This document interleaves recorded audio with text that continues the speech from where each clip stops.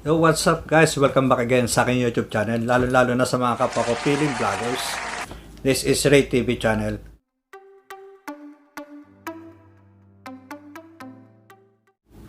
Welcome din po sa mga bago pa lang po dito sa aking YouTube channel at bago pa lang dito na nanonood sa aking mga video. Welcome po sa inyo guys. Ngayon guys, ituturo ko sa inyo paano nga ba gumawa ng YouTube intro using your Kinemaster sa inyong smartphone.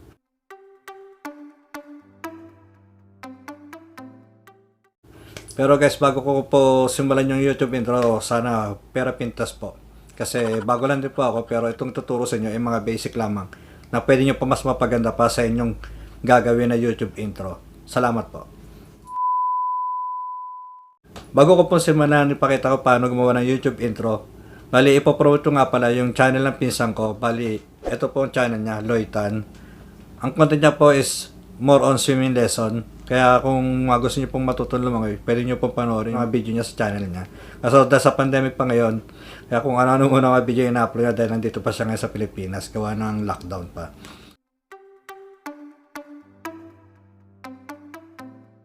I-support niya rin pala at i-subscribe niyo rin yung channel ng friend ko. Ito po yung channel niya, Pusang Itim. More on challenge po yung content niya. Challenge prank po. Yun po yung mga content niya. Shoutout nga rin pala kay na Ate Giselle, SBD18, saka kay Ate Maniling Gonzales. Shoutout po sa inyong tatlo guys. Salamat po dahil sa napakaganda ng mga feedback na inyong kino-comment sa bawat video na kayo na-upload. Shoutout po sa inyo. Then, thank you po sa inyo.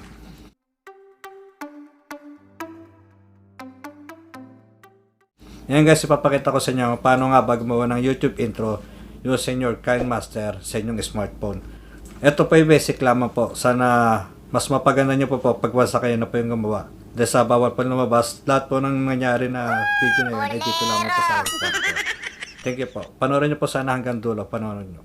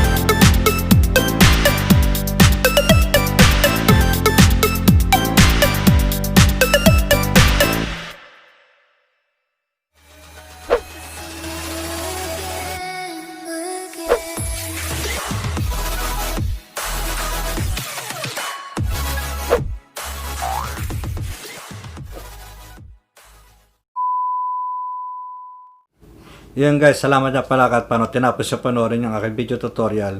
Ngayon kung bago pala po sa channel ko, huwag nyo po sana kalimutan mag-like sa video tutorial to kung may natutunan po kayo. I-like nyo na po sana at mag-comment kayo sa baba. Pwede rin po kung gusto nyo po magpa-shoutout sa mga susunod nyo pang vlog na gagawin. I-comment nyo na lang po sa baba na isa-shoutout ko po kayo.